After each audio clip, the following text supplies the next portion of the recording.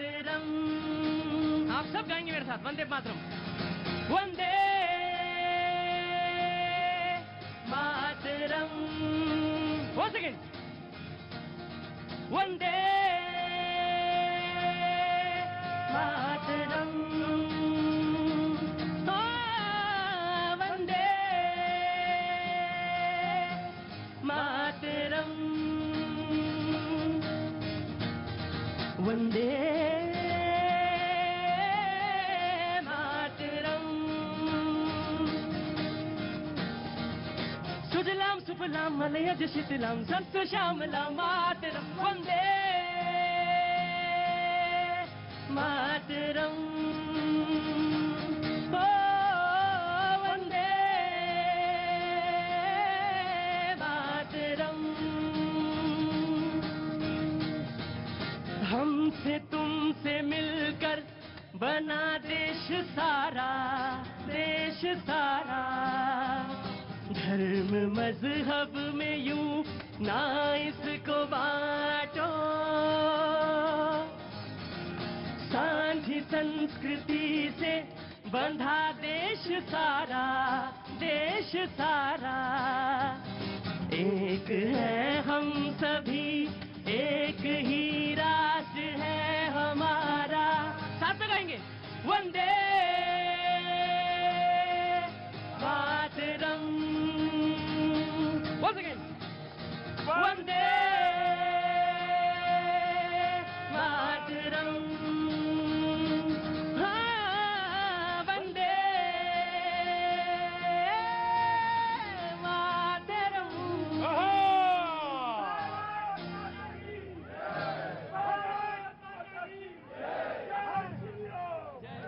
बहुत बहुत शुक्रिया, थैंक यू सो मच। बातचीत के सिलसिले को एक बार फिर से शुरू करने के लिए मैं आपके बीच में हाजिर। भैया जी कैन में बहुत बहुत स्वागत है, बहुत बहुत शुक्रिया, thank you so much. Settle हो जाइए, मैं भी सेटल होता हूं धीरे धीरे धीरे धीरे। लेकिन आज बातचीत का सिलसिला जरूर होगा। लेकिन मैं जब आया तो मुझे किसी ने एक शिकायत करी, और शिकायत यह की कि आजकल आप जो है नाइंसाफी करते हैं। अब मैं कोई नाइंसाफी तो नहीं करता, लेकिन कभी कभी आदमी करने वाला भी जानता नहीं है कि वो कर रहा है नाइंसाफी। मुझे लोगों ने कहा कि आप लोगों से ज्यादा बात नहीं कर रहे हैं आजकल। तो मैंने कहा कि भाई मैं लोगों से ज्यादा बात करने का मतलब क्या हुआ? शो तो थोड़ा बहुत तो उधर भी बात करें, थोड़ा बहुत जनता से बात करें। बोले नहीं, ये जनता का शो है तो थोड़ा ज्यादा जनता से बात करें। तो ऑफकोर्स मैं जनता से बात करूंगा, जरूर बात करूंगा। आप तमाम सारे जो लोग आए हैं उन सबका बहुत बहुत शुक्रिया, थैंक यू सो मच। खैर मकदम करता हूं। जो मेहमान हमारे साथ मौजूद हैं मैं उनसे एक बार आपका तारुफ भी करा देता हूं। जो लोग हमारे साथ मौजूद हैं, रवि आर कुमार साहब हैं, बहुत बहुत शुक्रिया। विदेश में रहते हैं, अर्थशास्त्री हैं और आज के मुद्दे से बिल्कुल सटीक इंसान है। बहुत बहुत शुक्रिया, thank you so much Ravi ji. Prem Kumar ji हमारे साथ मौजूद हैं, बहुत बहुत शुक्रिया, thank you so much. Surya Maithil साहब बहुत दिनों बाद आए, इस हफ्ते में तो शायद पहली बार आए, बहुत बहुत शुक्रिया। आपके हल्ले को सारे लोग मिस कर रहे थे बहुत दिनों से, बहुत बहुत शुक्रिया, thank you so much. Mumtaz Alam Rizvi साहब कुछ देर में पधारेंगे, बहुत बहुत शुक्रिया। जयराम विप्लव साहब हमारे साथ मौजूद हैं, बहुत बहुत शुक्रिया बीजेपी का पक्ष रखने के लिए, बहुत बहुत शुक्रिया, थैंक यू सो मच। हाजी मेहरुद्दीन रंगरेज साहब हमारे साथ मौजूद है, बहुत बहुत शुक्रिया। कल शिकायत कर रहे थे कि मुझे बोलने का मौका नहीं दिया आपने, आज हाजी साहब आप सही बिस्मिल्लाह कर लेंगे, बहुत बहुत शुक्रिया, thank you so much. Hafiz Ghulam Sarwar sahab हमारे साथ मौजूद हैं, बहुत बहुत शुक्रिया, थैंक यू सो मच। और मुफ्ती शमूम कासमी साहब हमारे साथ मौजूद हैं, बहुत बहुत शुक्रिया, थैंक यू सो मच। मातरम। वंदे मातरम। वंदे मातरम। बहुत बहुत शुक्रिया। एक शख्स हैं, उनका नाम है जॉर्ज सोरेफ। आज खबर में है, वो अमेरिकी हैं लेकिन मूलतः हंगरी के हैं वो।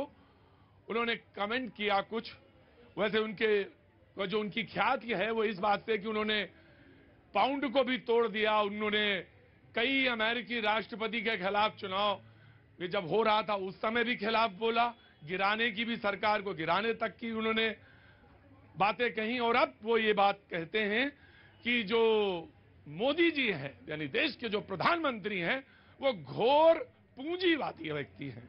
वो ये कहते हैं भारत को अस्थिर करने जैसी बात कहते हैं, और यही नहीं रुकते हैं, वो यहां तक चले जाते हैं कि वो ये कह देते हैं कि उनकी 60 गांठ है।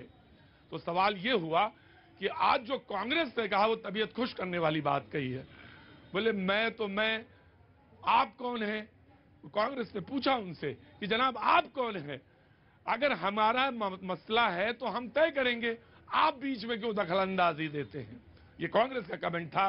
मैं बातचीत के सिलसिले को बहुत आम हिस्से से शुरू करना चाहूंगा, लेकिन जो लोग हैं पहले उनसे बातचीत करता हूं इस मुद्दे पे वो कहां किस तरह मौजूद है। लेकिन एक छोटा सा कमेंट पहले लेना चाहूंगा and then I will start. जी मैथिल साहब। धन्यवाद प्रतीक जी। पहले तो आपको, आपके सभी दर्शकों को वंदे मातरम और भारत माता की जय। देखिए प्रतीक जी, इस प्रकार के विदेशी आक्रांताओं को हजम कैसे होगा, विदेशी अरबपति और पूंजीपतियों को कैसे हजम होगा कि भारतीय जो कंपनियां हैं विदेशों में जाके विदेशी कंपनियों का अधिग्रहण कर रही हैं? क्योंकि आज भारत के अंदर ना तो लाइसेंसी राज है, ना इंस्पेक्टर राज है।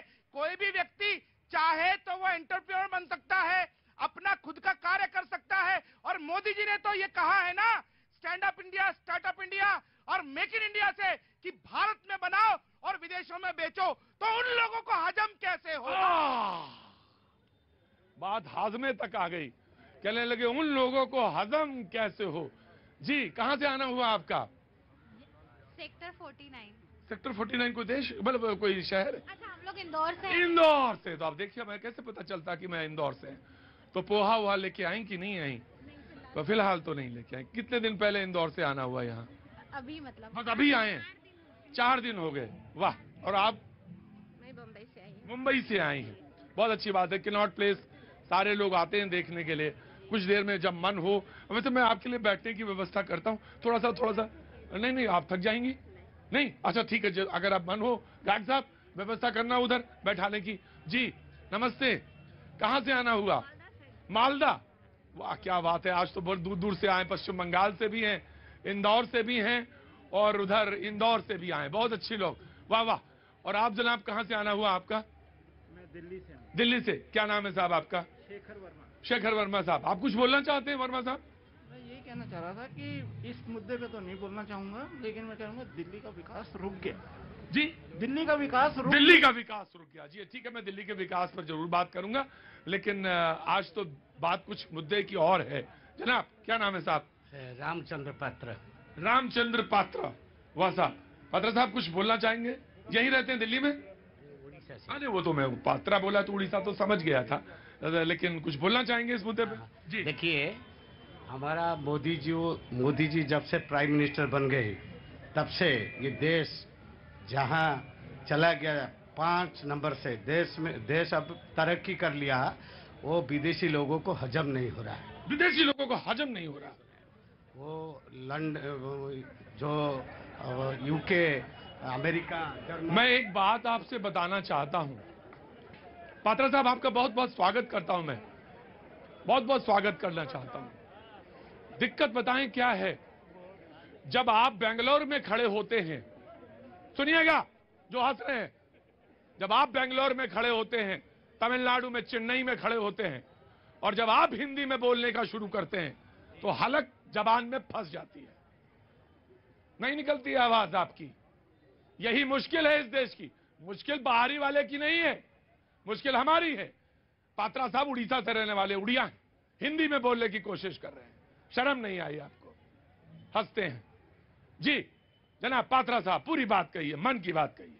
ये शो हमारा ऐसा ही है, थोड़ा डांट भी पड़ती है तो कोई बात नहीं, शरबत में ही पिलाता हूं। जी हाँ। अभी देश 5 ट्रिलियन इकोनॉमी पे है, इकोनॉमी पे है, संकल्प है, शक्ति में 3 नंबर में है, और हमारे ये बात हजम नहीं होती। जी मैं आया जनाब रंगरेज साहब। भैया जी बात हजम इसलिए नहीं हो रही क्योंकि टैक्स पेयर के पैसे 12 लाख करोड़ रुपए जो अडानी अंबानी के माफ किए मोदी जी ने। पहले मैं मुद्दे पे आना चाहता हूँ रंगरेज। मैं नहीं मैंने मुद्दे पे मैंने आज जो कहा वो बहुत महत्वपूर्ण बात है। मैंने आज कहा कि जो कांग्रेस ने कहा वो लाजवाब बोला है। बोले कि मैं लड़ाई तो कर, देखिए एक मिनट, बोले हम आपस की लड़ाई तो समझ लेंगे। नहीं ऐसा नहीं। अरे मैं आप गजब है, मैंने रोका ना। लो लो लो लो, प्रेम जी देखिए, आज जो मुद्दा है, पहले मुद्दे पे आओ, फिर मैं आऊंगा उस पे, इकोनॉमी पे आऊंगा। मुद्दा जो है कि विदेश की शक्तियां जो हैं वो हम पर बुरी नजर से, बुरे तरीके से देखती है कि हम टूट जाएं, नष्ट हो जाएं, इस तरह से है। और कांग्रेस ने जो प्रतिक्रिया दी, आपने बताया कि बहुत बेहतरीन प्रतिक्रिया है, मगर कुछ बात है जो इस मौके पर उठनी चाहिए कि हमारे देश के लोगों, नेताओं, उद्योगपतियों, सबकी जासूसी कराने के लिए विदेश की कंपनी को किसने मौका दिया? कह दे सरकार कि हमने पेगासस को नहीं दिया जासूसी करने के लिए, विदेश के साथ साठगांठ अपने देश के लोगों की जासूसी करने के लिए। ये जो है बताना पड़ेगा। ये जो मिस्टर जॉर्ज वाला केस आया है, ये केस क्या है, ये खुलासा क्या है? लोग पढ़े जाने कि कैसे विदेश की कंपनियों को, इजराइल की कंपनी को हमारे देश में कैसे नफरत फैलाया जाए। वो ट्विटर, वो सोशल मीडिया। मैं एक बात कहना चाहता हूं। प्रेम कुमार जी बात सही कर बैठो। प्रेम कुमार जी ने एक बात कही, ये मसला तो सुप्रीम कोर्ट तक गया, साक्ष्य लाइए, सुप्रीम कोर्ट जाइए। अगर आपको विश्वास नहीं तो सुप्रीम कोर्ट पे तो मेरी बात सुनिए, ये तमाशा वाला बात नहीं करिए, बिल्कुल एकदम साक्ष्यों पे बात करिए। और उन्होंने कहा, और ये परसों की प्रेस कॉन्फ्रेंस लगी, आप साक्ष्य दीजिए, सुप्रीम कोर्ट जाइए और वहां पे रखिए। भाई आपने रफेल में गए ना, और ये अच्छी बात थी जब आप रफेल में गए। मैं एक लाइन सिर्फ बोलना चाहता हूं साक्ष्य मांगने वालों से। सरकार सिर्फ एक लाइन बोल दे कि हमने ऐसा कोई भी पेगासस को अनुमति नहीं दी यहां जांच करने के लिए, बोलने में शर्म आती है क्या? बोले बीजेपी। प्रतीक जी, भारत विरोधी अभियान में लिप्त रहने वाले एक व्यक्ति जिसका इतिहास है, कश्मीर के खिलाफ भी उन्होंने बोला, भारत के खिलाफ बोला, कई विश्व के देशों की करेंसी से खिलवाड़ करने का आरोपी, जिसने बैंक ऑफ इंग्लैंड को बर्बाद किया, जिसको वहां इकोनॉमिक युद्ध, आर्थिक युद्ध का अपराधी तक घोषित किया गया, वैसा व्यक्ति आज भारत की लोकतांत्रिक व्यवस्था को ध्वस्त करते हुए $1 बिलियन के फंड की बात कर रहा है। वो कह रहा है भारत विरोधी अभियान के लिए हम $1 बिलियन का फंड देंगे। उनको सीधा जवाब है भारत के 140 करोड़ नागरिकों की तरफ से, कुछ बात है कि हस्ती मिटती नहीं हमारी, सदियों रहा है दुश्मन दौरे जहां हमारा।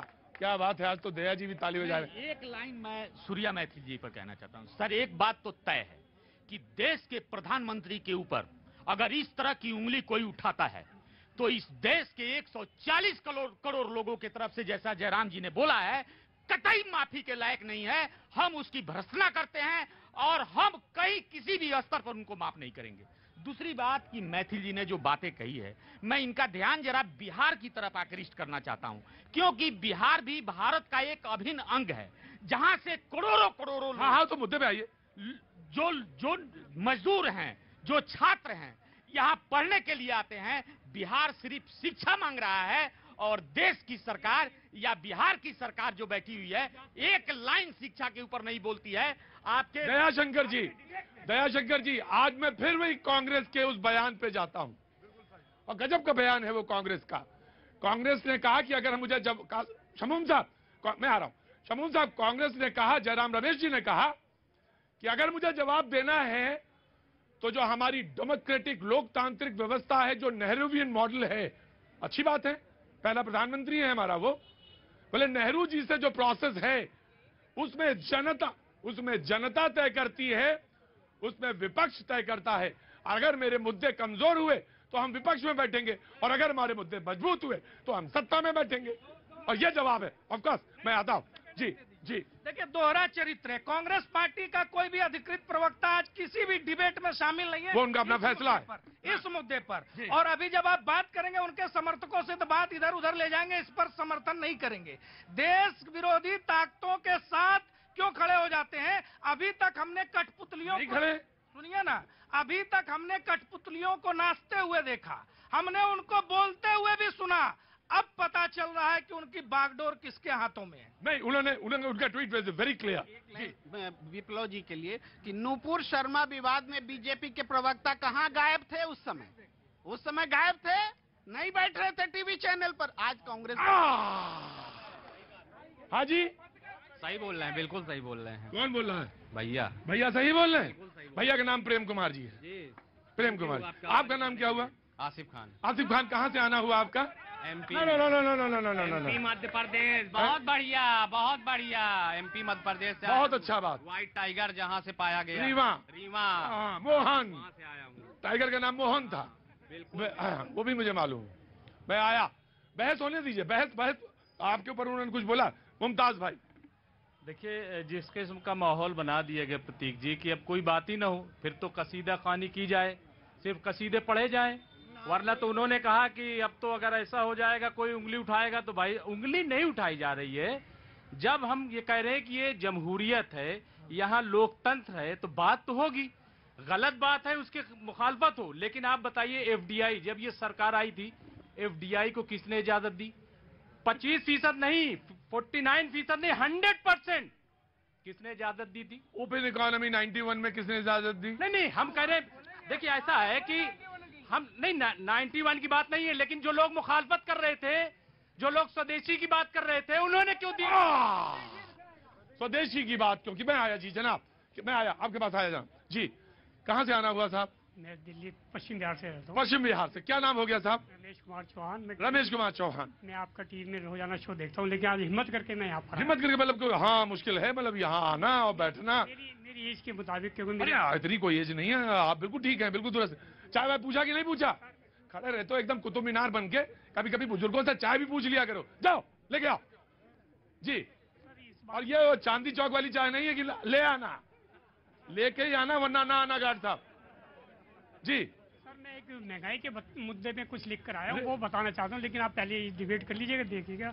मैं जो ये जितने बैठे हैं ना, मैं इनकी पोल खोलना चाहता हूँ। इनकी? हाँ जी, सबकी, सारी पार्टी वालों की, सब पार्टी वालों की। अच्छा, पूरी तैयारी के साथ आए थे? भैया जी का प्रोग्राम रोज देखते हैं आप? जी, टीवी पे देखता हूँ। हाँ। तो मैंने कहा आज इधर ही जाकर मैं इनकी भी, क्यों मैं रोजाना सुनता हूँ ना, तो आज इन सब की भी मैं थोड़ी पोल खोलूं। अच्छा ठीक है, आप तब तक दोहराओ, मैं आया। हाँ जनाब। औरंगजेब, नाम भूल गया, क्या नाम है? एक भारतीय हूँ, यही बड़ी बात। अरे नहीं नहीं नहीं, वो तो घुमाओ नाम को, सीधा नाम बताओ। इसराइल। इजराइल, हाँ नाम भूल गया था मैं। औरंगजेब भाई याद आ गए थे जी। इजराइल भाई, मैं सिर्फ इतना कहना चाहता हूँ हाँ, कि जो यहाँ बहस हो रही है मुद्दे पे, जिस पे अगर उसी पे बहस रहे तो ज्यादा बेहतर है। लोग 15 साल पीछे चले जाते कि उसने क्या किया। 15 साल पहले चोरी हुई थी, तो आज भी क्या चोरी होगी? 15 साल पीछे जो हुआ हो गया, बीत गया। अभी जो मौके पे चल रहा है उस पर चर्चा हो खाली बस, क्योंकि आज में हम अगर कोई रेफरेंस देना चाहे पुराना तो नहीं दे सकता क्या? वो बीत गुनाह है क्या? नहीं, वो बीत गया सर। अच्छा, हाँ रेफरेंस दे सकता है, दे सकता। और लेकिन एक बात मैं कहूंगा, अभी हाँ। जैसे ये भाई साहब ने बोल रहा था, हाँ। ठीक है, इन्होंने जैसे ही अपनी नाम के बाद खान लगाया, हाँ। उधर से एकदम ट्रोलिंग की तरह आवाजें आने लगी। यही तो थोड़ा सा वो कंफर्टेबल फील नहीं कराता है सर। बिल्कुल, मैं आपकी बात से बिल्कुल सहमत, तभी मैंने रोका। कोई वजह से मेरी आवाज, मैं अगर नहीं खान हूँ, या अगर मैं मोदी जी की आइडियोलॉजी से वाकिफ नहीं रखता, उसमें मेरी बिलीव नहीं होती है, तो क्या आप यहाँ ऐसे माहौल क्रिएट कर दोगे कि मैं यहाँ से भाग जाऊं? नहीं नहीं नहीं, बिल्कुल नहीं होना चाहिए। मैं आया एक वेरी क्विक, शमूम साहब वेरी क्विक। हाँ जी, ऐसे ही करते हैं जब कोई आप बैठ खड़े रहिए जी। 30 सेकंड चाहता हूं बस, देख लीजिए। आज तो 3 बातें मैं बताऊंगा और स्थिति स्पष्ट हो जाएगी। आज भारत के सैनिक गए थे तुर्की में सहायता के लिए, जब वो वापस लौट रहे थे ना, तुर्की के नागरिक खड़े होकर सम्मान से तालियां बजा रहे थे। आज G20 में शामिल देश जो दुनिया की 85% इकोनॉमी जीडीपी में हिस्सा रखते हैं और 75% बाजार जहां जुड़ा हुआ है, उसकी अध्यक्षता भारत कर रहा है। और अमेरिका में आज एक बिल पेश हुआ है जो अस्थायी तौर पर अरुणाचल प्रदेश को भारत का हिस्सा मानने वाला बिल है। इससे बिलबिलाहट भारत विरोधियों में है, देश विरोधियों में है। वो ताकते कौन है, उनके चेहरे, उनके मुखौटे बेनकाब होने लगे हैं। जी जनाब। प्रतीक जी, इनसे पूछ लीजिए कि क्या जब बीजेपी अपोजिशन में थी तो सवाल नहीं उठाती थी? लोगों के वीडियोज आ रहे हैं, लेकिन कोई विदेशी इस तरह की बात कहेगा? नहीं विदेशी, अरबपति नहीं विदेशी जो कहे उसकी बात मत मानिए, लेकिन क्या अपना जायजा लेना, अपने आप को देखना गलत नहीं है? गलत नहीं तो देखना चाहिए ना। आप मीटिंग बुलाइए, आप ऑल पार्टी मीटिंग बुलाइए और मिल करके बैठिए कि हम मीटिंग करके देखेंगे कि ये क्यों ऐसा हो रहा है। लेकिन ये कि जबान रोक देना, बोलने न देना, किसी भी चीज पे सवाल उठाना, तो ये देशद्रोही हो गया। अगर एक मुस्लिम लड़का बोल दे तो साहब हंसने लगेंगे, साहब मुसलमान है इसलिए मोदी के खिलाफ बोल रहा है। बिल्कुल गलत है, बिल्कुल गलत है। यहाँ पे समून साहब बैठे हैं और मौलाना है, आप देखिए लोग क्या शमूम साहब, शमूम काश्मीर साहब। देखिए, मैं ये कहना चाहता हूं कि भारत के लोगों, आंखें खोलो।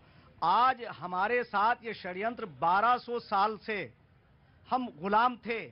हम भारतीयों की आज सरकार आई है और हमारे बीच में एक नेता है जो हिंदू और मुसलमान नहीं, इस देश का शक्तिशाली नेता है नरेंद्र मोदी। तो इसलिए आपको ये समझिए कि अब एक मिनट रुकिए, शमूम काश्मीर साहब, एक second, no no no no no no no no no, Kashmir sahab एक मिनट। जैसे भैया तुमने नाम बताया था आसिफ खान। शमूम साहब, just give me a second. नहीं, मुमताज भाई,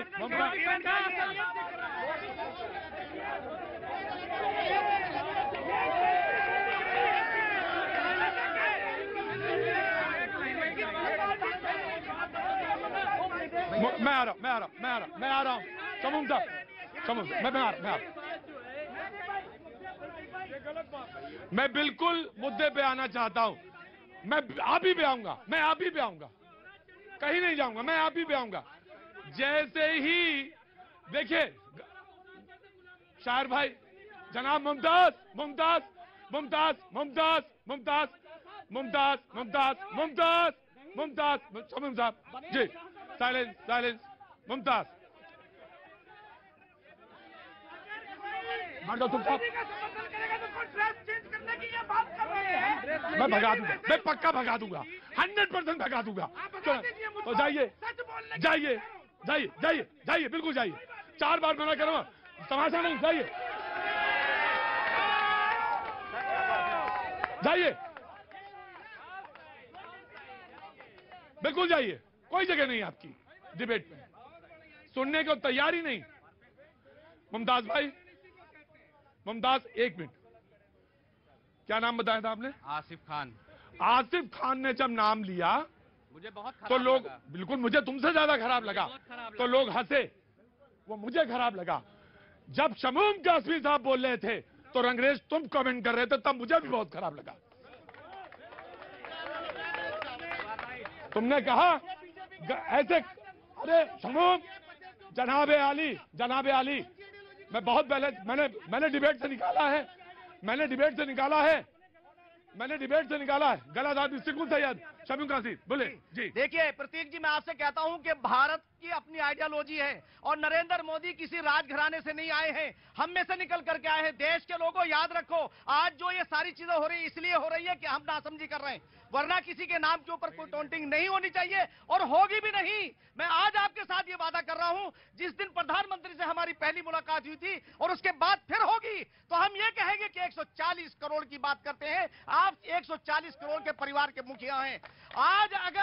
आज ये षड्यंत्र हमारे सामने आया है कि हमें गुलाम बनाया गया। अरे आजादी और गुलामी, किसी को गुलामी के पीरियड के आदमी से मिलकर देखो, आज वो जोर से खामोश रहो। मैं भगा दूंगा, पक्का 100% भगा दूंगा, मैं पक्का। क्या मुझे कोई एतराज नहीं है, मेहमान की तरह रहिए जी। मैं ये कहना चाहता हूं कि आज जॉर्ज, हम तुम्हें चैलेंज करना चाहते हैं। हम भारतीयों के अंदर भारतीयता जाग गई है, अब हम गुलाम नहीं होंगे। और बिल्कुल, अब आप जाइए, अब रिप्लाई करिए आप। मैं आपके एक बयान से मुझे बिल्कुल मेरे कान में पड़ा और मुझे बिल्कुल अच्छा नहीं लगा। मैं बोलूंगा नहीं, रिपीट नहीं करूंगा, लेकिन आप बोलिए। मैंने यही कहा था कि सुमून साहब, अब आप बहस नहीं करेंगे, शमूम काश्मीर साहब बहस नहीं करेंगे। सुन लीजिए, देखिए, मुझे किसी का एतराज नहीं था। मैंने कहा कि ये अच्छी बात करते हैं हुकूमत के सिलसिले में, मैं इनकी तारीफ कर रहा था। लेकिन ये कि 1200 साल से हम गुलाम थे, हाँ भाई, कहां से गुलामी थी? तो आपने तहरीक चलाते, फिर आप तो तहरीक में किसी शामिल नहीं हुए, फिर आप 70 साल जो आजादी मिली, 75 साल उसका जश्न भी मना रहे और गुलाम भी थे। हाँ, और तो ये चीज गलत है। देखिए, आप इतने पढ़े लिखे आदमी हैं, सही बात है, जो विदेशी ताकतें साजिश कर रही हैं, मिल करके लड़िए। हम आपके साथ हैं, हम पीएम साहब के साथ हैं, हुकूमत के साथ हैं, देश के साथ हैं। लेकिन ये कि आप जो है, एक मिनट, लेकिन ये कि आप शुतुरमुर्ग बन जाएं और रेत में अपना सर छुपा के और सोचे कि सब कुछ अच्छा है, ये नहीं होगा। क्या होगा? Take point. नो नो मौलाना नो, इंसानों को सबक सिखाने का मौका। नहीं ये कुछ नहीं कहा उन्होंने, बिल्कुल नहीं। आपको एतराज है, आप भी चले जाइए। आपको एतराज है, आप भी चले जाइए। आप भी चले जाइए। जय जी। डेमोक्रेसी का जीता जागता जो तस्वीर है वो सामने है, भारत के लोग देख रहे हैं। आरोप प्रत्यारोप ये तो चलता रहेगा, ये भी स्वतंत्रता का एक पार्ट है कि हम लगाते हैं, लेकिन ये ज़हनियत पैदा करना कि कोई मुसलमान अगर भाजपा का समर्थक होगा तो वो मुसलमान नहीं होगा, और कोई मुसलमान कांग्रेस का समर्थक होगा तो हिंदू विरोधी हो जाएगा, ऐसा नहीं। बिल्कुल गलत। ये राजनीति है, मत है, पंथ है, देश में अनेकों तरह की विचारधारा है, और किस विचारधारा से कौन प्रेरित है, प्रभावित है, उसका गुरु कौन था, किस वातावरण में उसकी परवरिश हुई, उस पर उसका एक प्रभाव होता है, और वही बातें उसके मन मस्तिष्क और जुबान से निकलती हैं। इसलिए इस मानसिकता को बिल्कुल निकालना होगा कि कोई व्यक्ति यदि मुस्लिम है, हाफिज है, मौलाना है, मुफ्ती है, और वो अगर मौजूदा भारतीय जनता पार्टी की सरकार के किसी भी नीतियों की सराहना या तारीफ करता है तो उसे दलाल और एजेंट आप समझेंगे। और अगर कोई मुस्लिम, ये एक अलग लगाव है, हिंदू भी है, मुस्लिम भी है, सिख भी है, कांग्रेस की तरफ भी है, भाजपा की तरफ भी है, तमाम दलों में। अरे हद तो ये है कि बसपा जैसे दल में जिसके आइडियोलॉजी में कुछ माने सीमाएं लगी हुई है, वहां भी तमाम जातियों और तमाम धर्मों के लोग हैं। ये भारत की खूबसूरती है। लेकिन अंतिम बात जो विषय है, भला है बुरा है जैसा भी है, मेरा प्रधानमंत्री सिर्फ मेरा है। आप मुझे लगा था खराब, तभी मैंने उनको टोका, और मैंने दोनों लोगों को इसलिए निकाला कि अगर डिसिप्लिन नहीं है, धैर्य नहीं है, बात नहीं सुनने का आपके अंदर मादा है तो आप मत आइए, फिर जरूरत नहीं है यहाँ पे। ये थोड़ी ना कि सारी बंदिशें जनता की तरफ ही हैं, बंदिशें आप पर भी हैं, बराबर की बंदिशें। वक्त थोड़े से ब्रेक के बाद फिर आता हूं।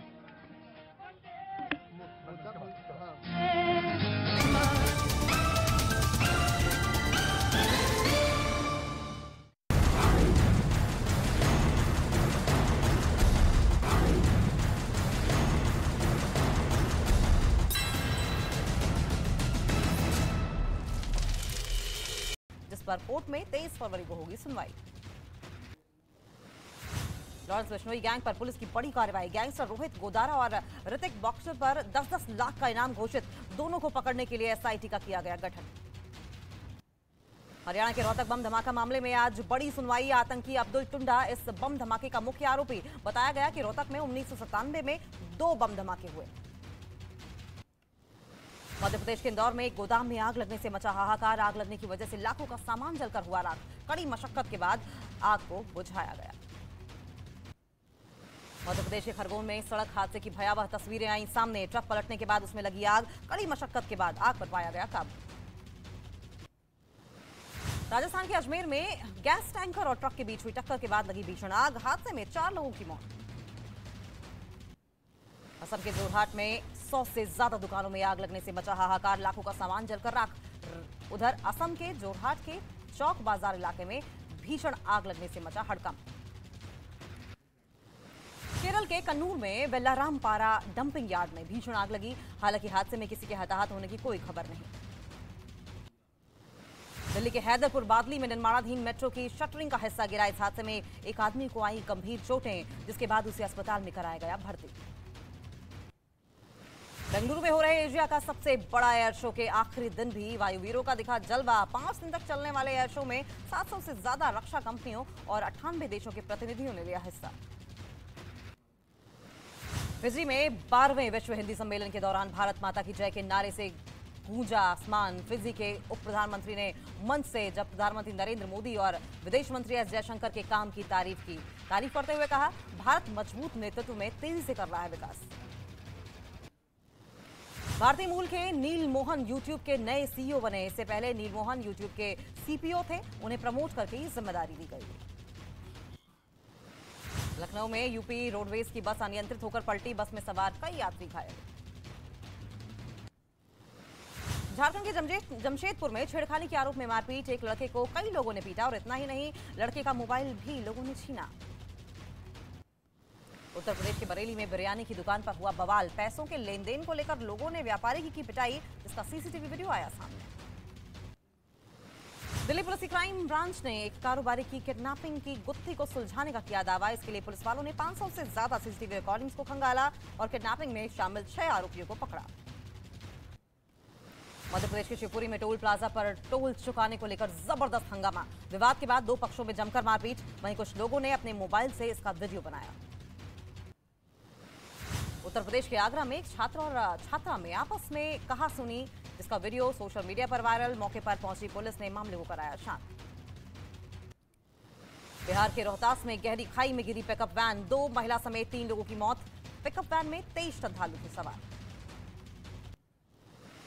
दिल्ली के भजनपुरा में पार्किंग विवाद में 2 पक्षों के बीच हुई फायरिंग। गोली लगने से 2 लोग गंभीर रूप से घायल।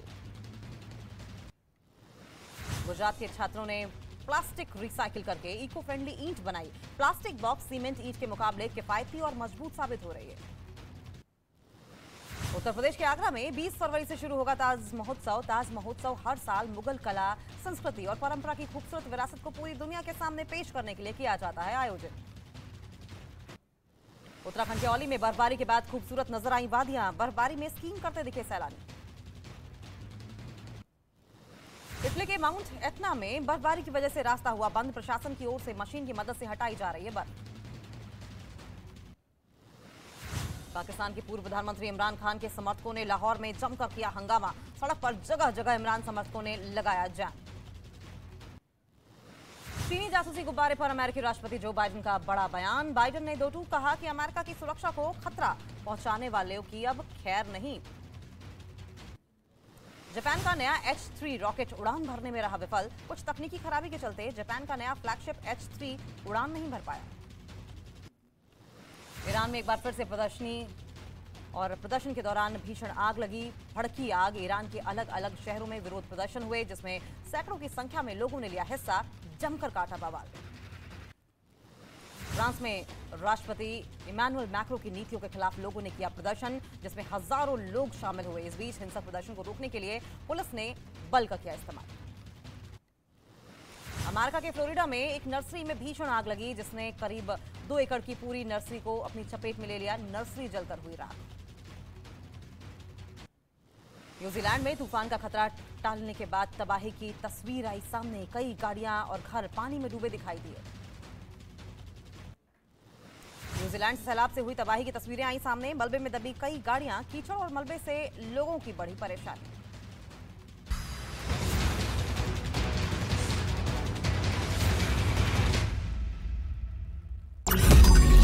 मैंने नहीं देखा इस तरह का चीट, इस तरह का क्रिमिनल माइंड पूरे जेल स्टाफ को ब्राइब कर देगा। मैं सोच भी नहीं सकता था गवर्नमेंट फंक्शनरी को इम्पर्सनेट करता था, आवाजें बदलता था। टारगेट भी बहुत पावरफुल धनवान लोगों को करता है। ये एक ही चीज से रुक सकता है, अगर आप इसकी जीभ काट दो। न्यूज चैनलों के इतिहास में पहली बार न्यूज 18 इंडिया की web series FIR number 208 streaming now.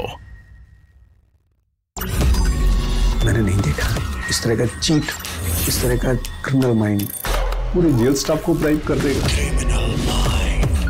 मैं सोच भी नहीं सकता था गवर्नमेंट फंक्शनरी को इम्पर्सनेट करता था, आवाजें बदलता था। टारगेट भी बहुत पावरफुल धनवान लोगों को करता है। ये एक ही चीज से रुक सकता है, अगर आप इसकी जीभ काट दो। न्यूज चैनलों के इतिहास में पहली बार न्यूज 18 इंडिया की web series FIR number 208 streaming now.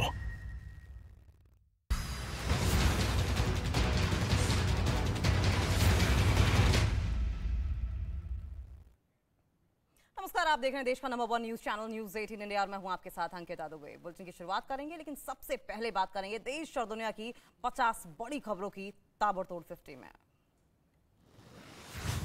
Meghalaya के रंगकासोना में गृह मंत्री अमित शाह ने जनसभा को किया संबोधित। विपक्ष पर निशाना साधते हुए कहा, यहां जो मुख्यमंत्री बना उन्होंने मेघालय को समृद्ध करने के लिए काम नहीं किया।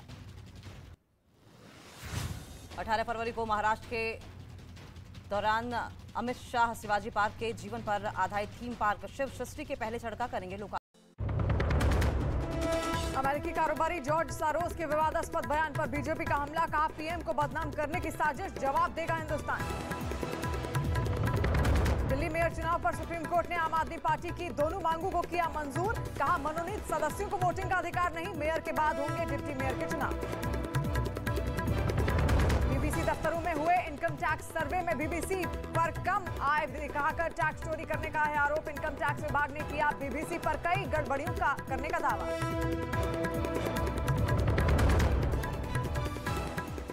मनोनीत पार्षदों की वोटिंग, तमाम सवालों पर सुनवाई के बाद होगा चुनाव। मुंबई में भारतीय क्रिकेटर पृथ्वी शॉ पर हमला, सेल्फी से इनकार करने पर दोस्त की गाड़ी में बैठे पृथ्वी शॉ से फैंस ने की हाथापाई, आरोपी सपना गिल को पुलिस ने किया गिरफ्तार। मध्य प्रदेश के सीहोर में प्रशासन ने रुद्राक्ष बांटने पर लगाई रोक, चमत्कारी रुद्राक्ष के लिए उमड़े जन सैलाब के बाद लिया गया फैसला, घंटों तक भोपाल इंदौर हाईवे पर लगा रहा जाम। हरियाणा के भिवानी हत्याकांड मामले में पुलिस की बड़ी कार्रवाई, एक आरोपी को किया गया गिरफ्तार, जली हुई गाड़ी से मिले थे 2 लोगों के शव, राजस्थान के भरतपुर से अपहरण के बाद हत्या का आरोप। भिवानी हत्याकांड मामले में राजस्थान सरकार ने मुआवजे का किया ऐलान, प्रशासन की तरफ से 15 लाख रुपए की मदद राशि दी जाएगी। तुर्की से वापस लौटे एनडीआरएफ की 8वीं बटालियन के 51 सदस्यों के दल का जबरदस्त स्वागत। तुर्की में एनडीआरएफ की टीम ने जबरदस्त काम किया और भूकंप प्रभावित लोगों की काफी मदद की। तुर्की के कहनमारस में भूकंप के 248 घंटे बाद रेस्क्यू टीम ने 17 साल की एक लड़की को बचाया। रेस्क्यू के बाद लड़की को अस्पताल में भर्ती कराया गया। तुर्की में राहत बचाव में जुटे लोगों ने मलबे में दबे बच्चे को बाहर निकाला। 260 घंटे बाद 10 साल के एक बच्चे को बचाया गया। तुर्की से इमारत के निर्माण में लापरवाही की तस्वीरें आई सामने। भूकंप के बाद पीछे की तरफ झुकी इमारत, बिना नींव के खड़ी की गई बिल्डिंग, सोशल मीडिया पर वायरल वीडियो। तुर्की दौरे पर पहुंचे नेटो के महासचिव जेम्स स्टोल्टनबर्ग ने भूकंप प्रभावित इलाके का हवाई सर्वे किया। स्टोल्टनबर्ग ने तुर्की को मदद का भरोसा दिया। नेटो के महासचिव जेम्स स्टोल्टनबर्ग ने तुर्की का किया दौरा। स्टोल्टनबर्ग ने तुर्की के राष्ट्रपति एर्दोआन से की मुलाकात। दिल्ली के निक्की यादव हत्याकांड में क्राइम ब्रांच ने जांच की तेज। हत्या के आरोपी साहिल गहलोत को लेकर क्राइम ब्रांच उसी होटल पहुंचा जहां उसने निक्की की लाश को छिपाया था। श्रद्धा हत्याकांड में साकेत कोर्ट आज करेगा सुनवाई। कोर्ट ने दिल्ली पुलिस से आफ्ताब की उस याचिका पर मांगा जवाब जिसमें याचिकाकर्ता की ओर से चार्जशीट की कॉपी और वीडियो को व्यवस्थित ढंग से देने की गई थी मांग। एक्टर तनिषा शर्मा मौत मामले में आज आरोपी शिजान खान की जमानत याचिका पर होगी सुनवाई। वहीं दूसरी ओर वाली पुलिस ने 500 पन्नों की चार्जशीट कोर्ट में दाखिल कर दी, जिस पर कोर्ट में 23 फरवरी को होगी सुनवाई। लॉरेंस बिश्नोई गैंग पर पुलिस की बड़ी कार्रवाई। गैंगस्टर रोहित गोदारा और ऋतिक बॉक्सर पर 10-10 लाख का इनाम घोषित। दोनों को पकड़ने के लिए एसआईटी का किया गया गठन। हरियाणा के रोहतक बम धमाका मामले में आज बड़ी सुनवाई। आतंकी अब्दुल टुंडा इस बम धमाके का मुख्य आरोपी बताया गया कि रोहतक में 1997 में 2 बम धमाके हुए। मध्य प्रदेश के इंदौर में एक गोदाम में आग लगने से मचा हाहाकार। आग लगने की वजह से लाखों का सामान जलकर हुआ राख। कड़ी मशक्कत के बाद आग को बुझाया गया। मध्य प्रदेश के खरगोन में सड़क हादसे की भयावह तस्वीरें आई सामने। ट्रक पलटने के बाद उसमें लगी आग। कड़ी मशक्कत के बाद आग पर पाया गया काबू। राजस्थान के अजमेर में गैस टैंकर और ट्रक के बीच हुई टक्कर के बाद लगी भीषण आग। हादसे में 4 लोगों की मौत। असम के जोरहाट में 100 से ज्यादा दुकानों में आग लगने से मचा हाहाकार। लाखों का सामान जलकर राख। उधर असम के जोरहाट के चौक बाजार इलाके में भीषण आग लगने से मचा हड़कंप। केरल के कन्नूर में वेल्लारामपारा डंपिंग यार्ड में भीषण आग लगी। हालांकि हादसे में किसी के हताहत होने की कोई खबर नहीं। दिल्ली के हैदरपुर बादली में निर्माणाधीन मेट्रो की शटरिंग का हिस्सा गिरा। इस हादसे में एक आदमी को आई गंभीर चोटें, जिसके बाद उसे अस्पताल में कराया गया भर्ती। बेंगलुरु में हो रहे एशिया का सबसे बड़ा एयर शो के आखिरी दिन भी वायुवीरों का दिखा जलवा। 5 दिन तक चलने वाले एयर शो में 700 से ज्यादा रक्षा कंपनियों और 98 देशों के प्रतिनिधियों ने लिया हिस्सा।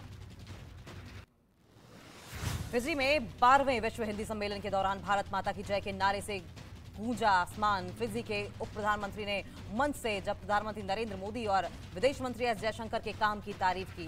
तारीफ करते हुए कहा, भारत मजबूत नेतृत्व में तेजी से कर रहा है विकास। भारतीय मूल के नील मोहन यूट्यूब के नए सीईओ बने। इससे पहले नील मोहन यूट्यूब के सीपीओ थे, उन्हें प्रमोट करके ये जिम्मेदारी दी गई। लखनऊ में यूपी रोडवेज की बस अनियंत्रित होकर पलटी, बस में सवार कई यात्री घायल। झारखंड के जमशेदपुर में छेड़खानी के आरोप में मारपीट, एक लड़के को कई लोगों ने पीटा और इतना ही नहीं, लड़के का मोबाइल भी लोगों ने छीना। उत्तर प्रदेश के बरेली में बिरयानी की दुकान पर हुआ बवाल, पैसों के लेन देन को लेकर लोगों ने व्यापारी की पिटाई, जिसका सीसीटीवी वीडियो आया सामने। दिल्ली पुलिस की क्राइम ब्रांच ने एक कारोबारी की किडनैपिंग की गुत्थी को सुलझाने का किया दावा। इसके लिए पुलिस वालों ने 500 से ज्यादा सीसीटीवी रिकॉर्डिंग्स को खंगाला और किडनैपिंग में शामिल 6 आरोपियों को पकड़ा। मध्य प्रदेश के शिवपुरी में टोल प्लाजा पर टोल चुकाने को लेकर जबरदस्त हंगामा, विवाद के बाद 2 पक्षों में जमकर मारपीट, वहीं कुछ लोगों ने अपने मोबाइल से इसका वीडियो बनाया। उत्तर प्रदेश के आगरा में एक छात्र और छात्रा में आपस में कहा सुनी, जिसका वीडियो सोशल मीडिया पर वायरल। मौके पर पहुंची पुलिस ने मामले को कराया शांत। बिहार के रोहतास में गहरी खाई में गिरी पिकअप वैन, 2 महिला समेत 3 लोगों की मौत। पिकअप वैन में 23 श्रद्धालु थे सवार। दिल्ली के भजनपुरा में पार्किंग विवाद में 2 पक्षों के बीच हुई फायरिंग, गोली लगने से 2 लोग गंभीर रूप से घायल।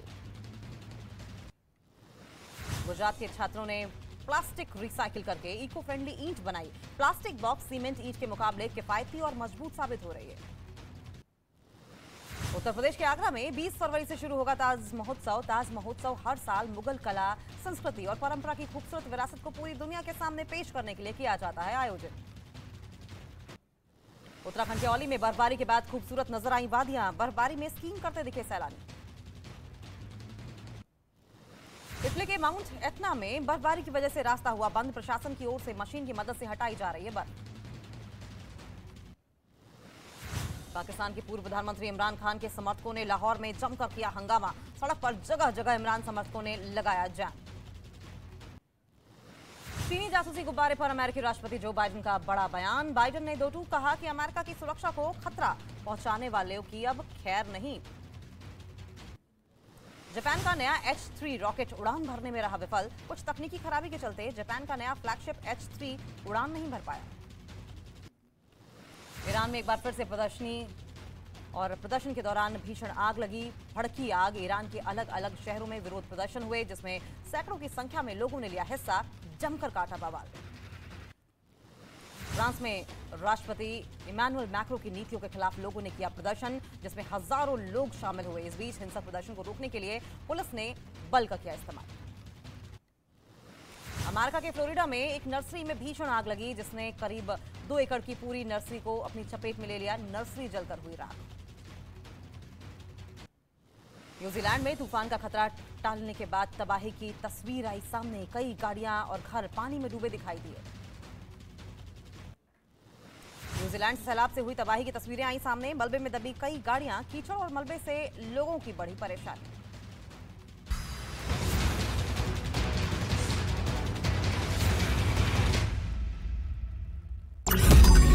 मैंने नहीं देखा इस तरह का चीट, इस तरह का क्रिमिनल माइंड पूरे जेल स्टाफ को ब्राइब कर देगा। मैं सोच भी नहीं सकता था गवर्नमेंट फंक्शनरी को इम्पर्सनेट करता था, आवाजें बदलता था। टारगेट भी बहुत पावरफुल धनवान लोगों को करता है। ये एक ही चीज से रुक सकता है, अगर आप इसकी जीभ काट दो। न्यूज चैनलों के इतिहास में पहली बार न्यूज 18 इंडिया की web series FIR number 208 streaming now.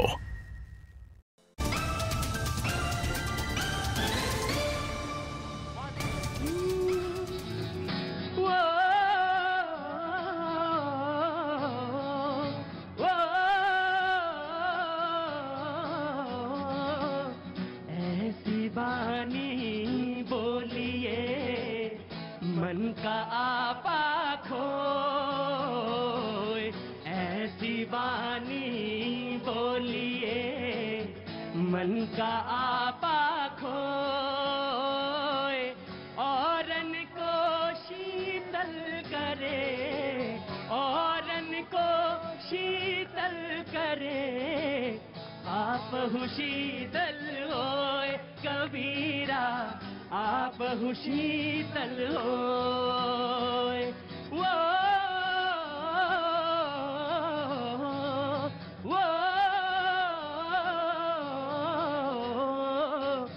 बड़ा हुआ तो क्या हुआ जैसे पेड़ खजूर बड़ा हुआ तो क्या हुआ जैसे पेड़ खजूर पंथी को छाया नहीं पंथी को छाया नहीं फल लागे अति दूर कबीरा फल लागे अति दूर। बहुत बहुत शुक्रिया। बहुत बहुत अच्छा खन्ना साहब, थैंक यू सो मच, बहुत बहुत शुक्रिया। जी जी जी जी, मुझे मालूम भगत सिंह से तुम बहुत मुतासिर हो। बहुत बहुत शुक्रिया, थैंक यू सो मच। बातचीत के सिलसिले को एक बार फिर से शुरू करना चाहता हूं। रंगरेज साहब आ गए हैं मेरे बीच में, बहुत बहुत स्वागत है। मैंने ही भेजा था, मैंने ही बुलाया, बहुत बहुत शुक्रिया। और मैथिल साहब, आपको मैंने ही भेजा था, मैंने ही वापस बुलाया। आप दोनों लोगों का बहुत बहुत एक बार फिर आपका आदेश सर माथे। बिल्कुल, बहुत बहुत शुक्रिया दोनों का। दोनों से शुरू करूंगा। एक चीज बस कहना चाहता हूं, होता क्या है कि यहां तो हो हल्ला हो ही रहा है, यहां तो बात सुनाई नहीं पड़ती है। बाज दफा जो टेलीविजन पे लोग बैठे रहते हैं उनको बड़ी मुश्किल होती है, उनको नहीं समझ में आता कि रंगरेज साहब जितनी महत्वपूर्ण बात कह रहे हैं और मैथिल साहब ने तो अति महत्वपूर्ण बात जो कही है वो मिस हो गई है ना। आराम से बोलो, तसल्ली के साथ बोलो, सांस लेके बोलो, सब्र के साथ बोलो, धैर्य के साथ बोलो, लेकिन जो भी बोलो मीठा बोलो। सच बोलने की तो मादा गुरुजी मेरे अंदर भी नहीं है। जी जी जनाब। मैं भैया जी ये कह रहा था कि ठीक है, अगर वो बाहर के लोग हैं, विदेशी लोग हैं, अगर वो हमारे प्रधानमंत्री जी के बारे में कहते हैं तो उनके साथ तो सारे 140 करोड़ लोग उनके साथ खड़े हैं, इसमें तो कोई दिक्कत नहीं है। मगर हम जब बात पूछना चाह रहे हैं, क्या नाम ले, अडानी का क्या रिश्ता कहलाता है मोदी जी के साथ में, जो अडानी का नाम वो भी ले रहे कि उद्योगपतियों के साथ में मिलकर जो है पूरे देश का उसमें जो है धकेलना चाहते हैं उस तरह। तो भैया जी अगर ये सवाल अगर हम नहीं पूछेंगे तो फिर ये कौन पूछेगा? नहीं, बिल्कुल, मैंने ये कहा कि आप जरूर पूछिए। कांग्रेस ने भी तो कहा कि इसको तय करने का, देखिए बात सुनिए, मुख्य विपक्षी पार्टी है, मुख्य विपक्षी पार्टी वो कह रही है कि इसको तय करने का काम दो लोगों के पास है, एक तो विपक्ष का काम है और एक ये जनता है। दूध का दूध, पानी का पानी तय कर देगी। और ज्यादा है तो साक्ष्य है तो सुप्रीम कोर्ट है। जाइए, राफेल पे गए आप, पैगासस पे गए तो वहां जाइए और उसके बाद अब उनका राइट पहले था क्योंकि मैंने इनको भेजा था, बुला लिया। कहां तक पहुंच गए थे? यहाँ पे वापस आए। देखिए प्रतीक जी, मैं तो केवल दो बातें बताना चाहता हूं। आखिर ये जो बाहर के जो विदेशी शक्तियां हैं वो क्यों बिलबिला रही हैं? आप देखिए, जब कोई फिनाइल डालते हैं तो कीड़े मकोड़े बाहर निकल आते हैं। वही आज स्थिति इस देश के अंदर और देश के बाहर हो रही है। इस देश के अंदर एक बहुत बड़ा गैंग चलता था, FCRA गैंग। विदेशी फॉरेन फंड हिंदुस्तान में आता था, कोई लेखा नहीं, जोखा नहीं। और आज माननीय प्रधानमंत्री जी ने 2017 से 2021 के बीच में 6700 से ज्यादा NGOs के FCRA कैंसिल किए। यही कारण है कि इन जो आस्तीन के सांप थे उनको निकल के बोलना पड़ रहा है कि हम $1 बिलियन देंगे इस सरकार को गिराने के लिए, क्योंकि भारत के अंदर अब इस प्रकार का अवैध पैसा आना बंद हो गया है। और यही कारण है कि ये विदेशी शक्तियां जो पहले इस देश की जड़ों में मट्ठा देती थी, अब उनको मट्ठा देने का मौका नहीं मिल रहा। ठीक, बहुत अच्छा बोला आपने, पूरा राइट है। रंगरेज साहब आपने भी बड़ी अच्छी बात कही कि अगर हम सवाल नहीं पूछेंगे तो कौन पूछेगा। बिल्कुल सही बात कही, 1 बाय 1 करिए, बहस हो जाए। जी हाँ जी, इन्होंने नहीं बोला, मुझे मालूम है ये बाहर से या विदेश, ये बिल्कुल बोलेंगे, ये इकोनॉमिस्ट हैं, जरूर बोलेंगे। मैं बिल्कुल पूछा, मैं जरूर आऊंगा जी, पर लेकिन बहुत पहले लोग मौजूद थे, मैं उनसे पहले पूछना चाहता हूँ। इधर कौन था? जी हाँ जी बोलिए। जी, मुझे ये लगता है कि जब से ये ग्रीन हाइड्रोजन बनाने का काम चालू हुआ है और परमिशन मिला है अदानी और अंबानी को, तब से इनके पीछे विदेशी शक्तियां लग गई है ग्रीन हाइड्रोजन बनाने का। हाँ, तब से ये विदेशी शक्तियां लग गई। ओपेक हो, अमेरिका हो, ये हमेशा से ये कोशिश में थी कि इंडिया को जो तेल सप्लाई किया जाता है उसको थोड़ा रेट बढ़ा के इंडिया का पूरा पैसा खींच लिया जाए। क्या नाम है आपका साहब? अजय राउत। अजय राउत साहब क्या काम करते हैं आप? जी मैं टाई वेटर का काम करता हूँ शादी पार्टियों में। क्या काम करते हैं? वेटर का काम करता हूँ शादी। वेटर का काम करते हैं।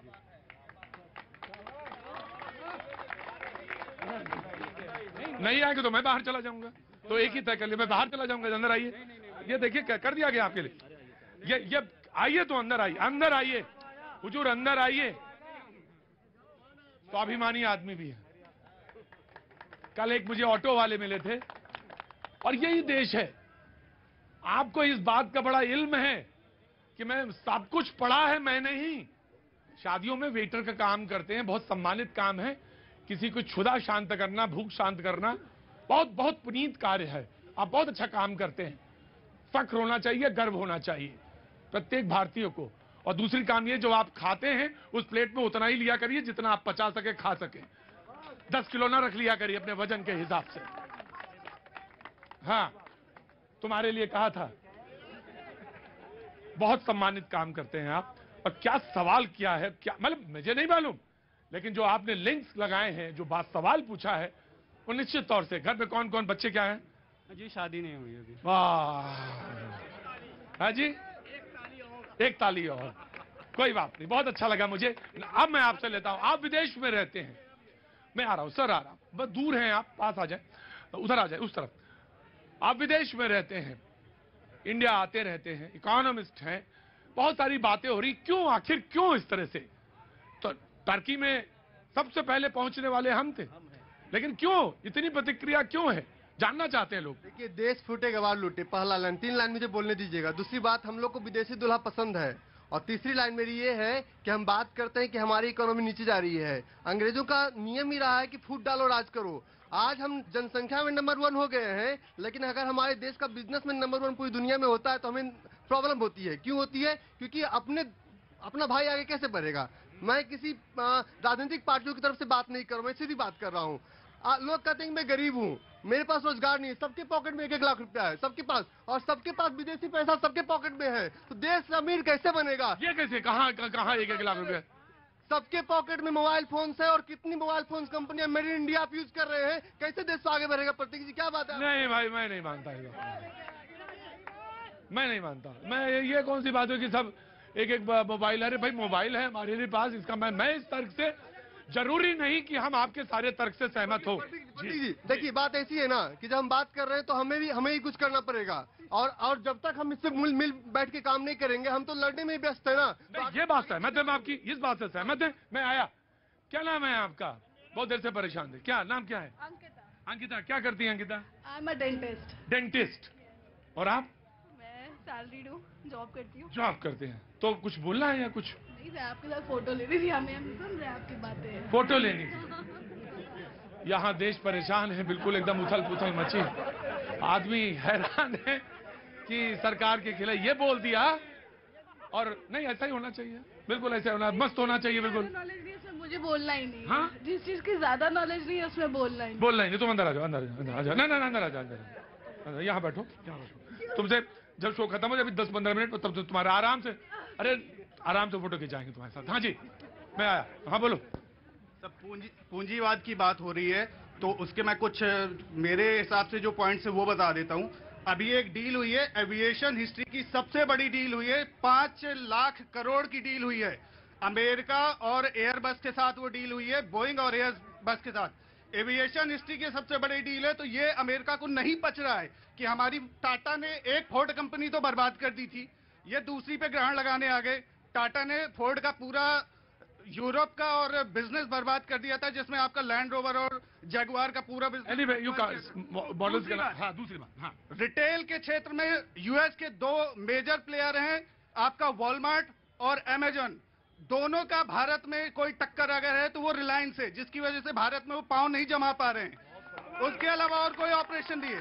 तीसरी बात, जो अमेरिका किसी भी दूसरे देश में अपना प्रदर्शन नहीं करता था, अपने विमानों की प्रदर्शनी में नहीं जाता था, किसी भी डेवलपिंग नेशन की बात कर रहा हूं, आज वो भारत आ रहा है अपने F-35 सबसे जो उनके अत्याधुनिक विमान है वो लेकर आ रहा है, सिर्फ प्रदर्शनी के लिए, ताकि वो उसकी यहाँ पर उन्नत खूबियों को दिखा पाए। उनको इतना कॉन्फिडेंस नहीं कि वो अपने देश से वहां पे हमें यहाँ पे कोऑपरेट। क्या नाम है आपका? राज दीक्षित नाम है मेरा। राज दीक्षित, क्या काम करते हैं? मेरी जॉब है प्राइवेट और थोड़ा सा बिजनेस भी है मेरा। थोड़ा सा बिजनेस है, जॉब भी है। बिजनेस में खूब तरक्की करें और अच्छी शॉपिंग करें अपनी, और आपका जो एनालिसिस है बहुत अच्छा है, बहुत अच्छा। हाँ भैया, कहाँ से आना हुआ? सर मैं सोनपुर सारण बिहार से हूँ। हाँ सर, मेरा छपड़ा के कांड पे मुबारकपुर में जो हुआ था, उसमें मैं बीजेपी के प्रवक्ता साहब से पूछना चाहता हूँ कि जो वहाँ के सांसद श्री राजीव प्रताप रूढ़ी जी हैं, वो वहाँ जाकर एक ही पक्ष से जाके मिलना, ये मतलब कहाँ का वो? ठीक, अपनी बात रखी जी, मैं आया बिल्कुल जी। जनाब, आपका कुछ सवाल था? मेरा कल वाला सवाल था जी।